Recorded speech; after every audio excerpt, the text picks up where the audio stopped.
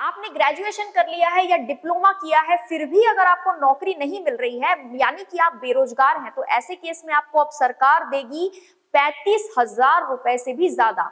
जी हाँ, ये योजना है युवा निधि योजना। इस योजना की घोषणा कर दी गई है।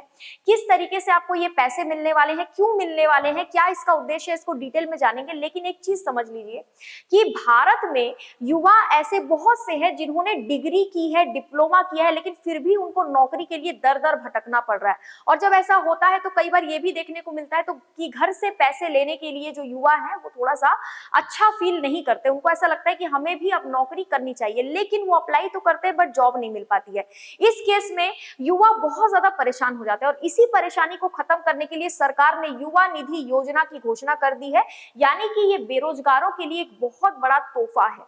जब तक नौकरी नहीं मिलेगी तब तक सरकार आपको ये पैसा देती रहेगी। मंथली आपको कितना मिलेगा ये भी हम डिस्कस करेंगे। तो सबसे पहले देख लीजिए युवा निधि योजना।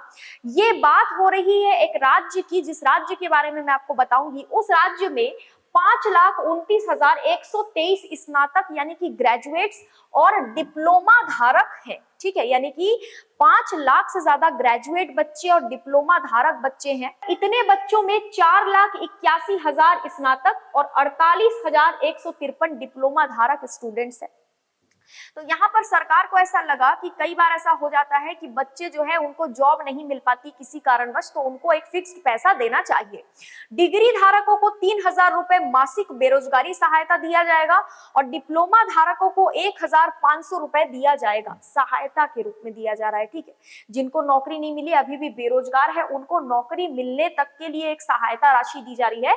तो ध्यान रखिए, जिनके पास ग्रेजुएशन की डिग्री है उनको 3,000 रुपए महीने दिया जा रहा है, काफी होता है ये।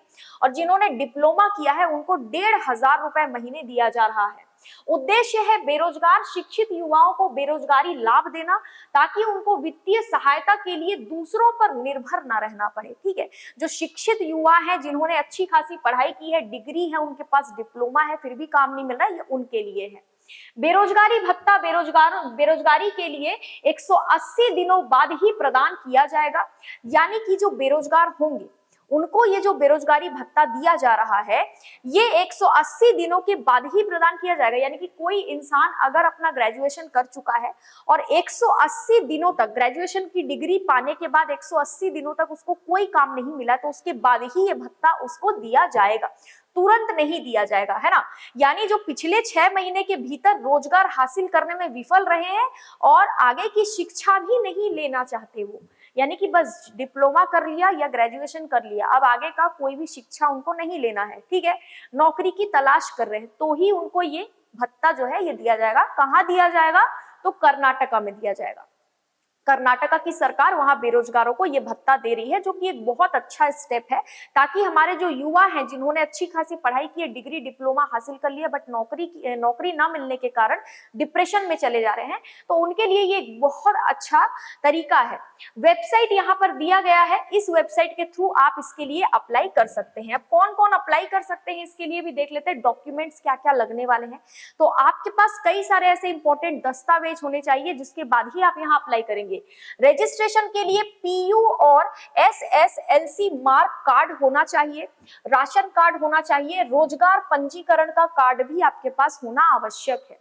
मार्कशीट आपके पास होनी चाहिए ताकि पता चले कि आप डिग्री धारक हैं या डिप्लोमा धारक हैं। आधार कार्ड और पैन कार्ड आपके पास होना चाहिए। निवास प्रमाण पत्र आपके पास कर्नाटका का होना चाहिए ताकि पता चल सके कि आप कर्नाटका से हैं कि नहीं, क्योंकि कर्नाटका के बाहर के राज्यों के बच्चों के लिए ये योजना नहीं है। आय प्रमाण पत्र आपके पास होना चाहिए।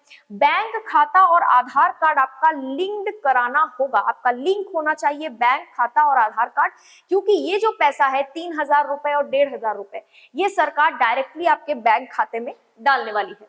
युवा निधि के लिए कौन पात्र नहीं होगा, कौन पात्र होगा ये तो हम समझ गए, जो कर्नाटका के होंगे। जिनके पास सारे डॉक्यूमेंट्स होंगे, डॉक्यूमेंट्स भी हमने देख लिए। लेकिन ऐसे कौन से लोग हैं जो पात्र नहीं होंगे?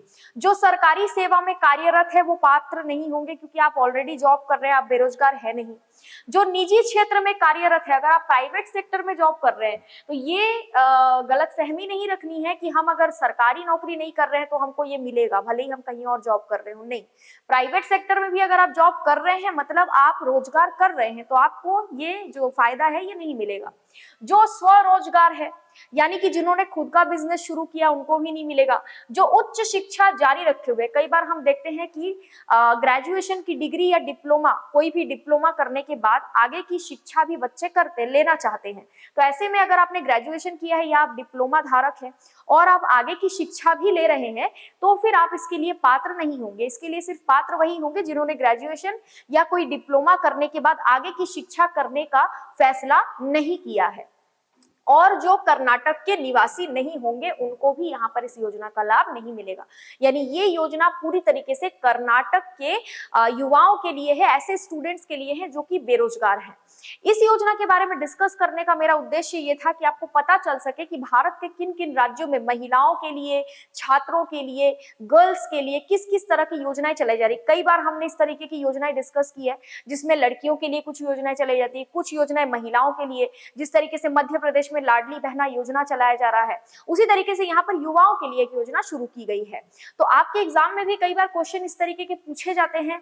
अगर आपसे पूछा जाए कि युवा निधि योजना की घोषणा किस राज्य ने की, क्योंकि ये काफी बड़ी योजना मानी जा रही है, इस तरीके की योजना युवाओं को बहुत ज्यादा सपोर्ट देने वाली है, मेंटली भी और ऐसे नॉर्मली भी।